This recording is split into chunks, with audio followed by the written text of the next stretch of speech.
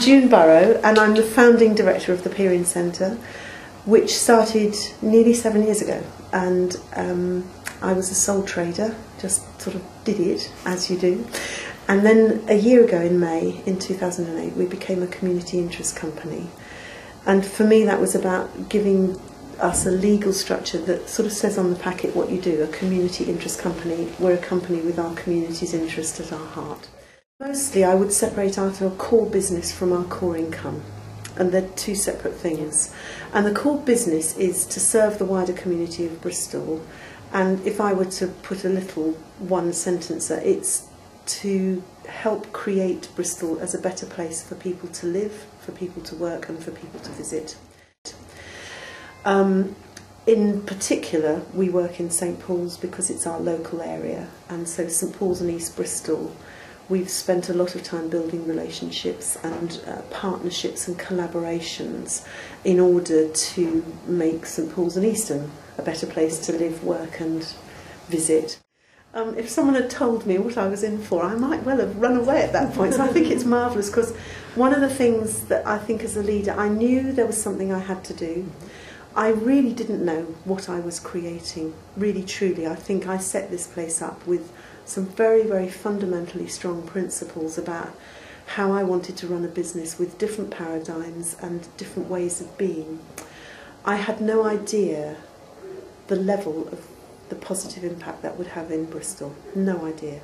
And I think as we've gone through the 7 years, I've become more and more explicit about that. So I think that where I started was, I knew I had to do something, and I knew intuitively where to do it, somewhere in the middle of Bristol. There was a bit of kind of, I think there is with all entrepreneurs actually, there's a bit of vision and a bit of clarity, and then there's an awful lot of what happens and how we then respond to it. I think what's happened is that I think the Peering Centre has become recognised in Bristol as a sort of exemplar.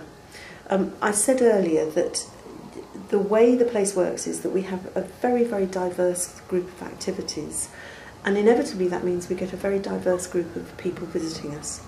We do all sorts of different things, and they access different communities across Bristol, and we're constantly looking for new things to bring in new footfall and to reach out to more and more people. And one of the things that I think happens as a result of that is people meet each other who they wouldn't normally meet. So down in the coffee room, people chat to people who they wouldn't normally meet and chat to, but there's a sort of atmosphere. Yeah. Now, as a leader, what I've learned is that one of the key things is to set something up that then has this organic process that just happens, over which I have absolutely no control whatsoever. Well, when I started this, I'm not sure that I was a leader. I was just an entrepreneur setting up a business. I did most of it on my own for the first few months. I had nobody working with me. I cleaned the toilets, I set up the rooms. You know, we started with very few bookings. There were lots and lots of days where I had plenty of time to think about life. Now we have something going on. We've got 6 rooms, and we have something going on in at least 2 or 3 of those every single day of the week, 7 days a week. Most evenings we're busy. I can't possibly do that on my own. So there's a sense that, you know, at the point where I had to employ somebody because I needed help, I moved from being a sole trader entrepreneur just doing my stuff into having to accept that there were other people around me who also had their ideas about how the place should run. The full-time people need to feel that they can make a decision and they don't need me there to make it. And I think we're probably 95% there. I think every now and again they do need to have that directorial decision. The part-time people, we've tried to create work where they do have autonomy for the bit they do. So we've tried to define roles which mean they are autonomous, and I now don't know half the time what anyone is doing.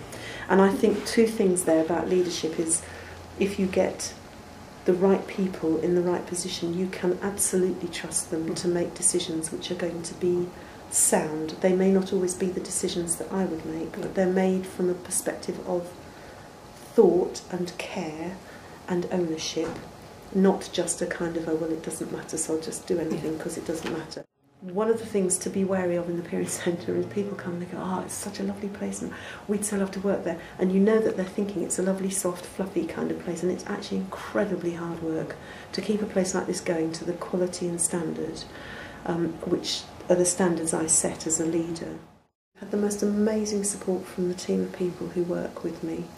Some of them are very old friends and know me very well. Some of them are new, but they understand what it's taken to get the Period Centre to where it is. And, you know, if there's a bad day going on, somebody somewhere in the office will go to whoever's having a bad day, are you okay, do you want a quick chat? You know, there's a real sense, and taking care of everyone who walks through the door includes everybody who works here, and it includes what I call the external team.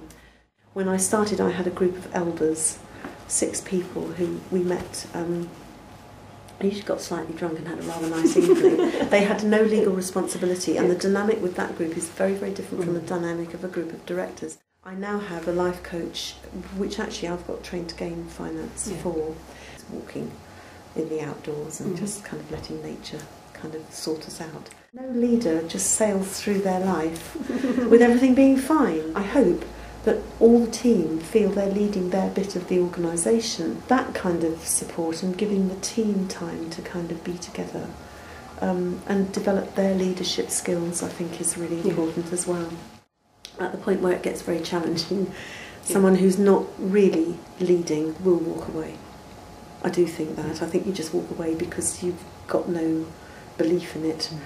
I think that there's a counter to that. You can go on believing in something and keep on doing it when maybe actually other people would be going, you must walk away now. But I haven't reached that point yet, so I don't know. It's very easy to be a famous leader, but I think it's much more difficult to lead just quietly in a community. You know, there's another man called Forward Masekwenso who runs the Bristol Zimbabwe Association. He's led that community through the most troublesome times in Zimbabwe as a diasporic community in a way that's been quite extraordinary. He's in his 30s, you know, a young man, but because he was a journalist and he wanted to kind of make a stand for things.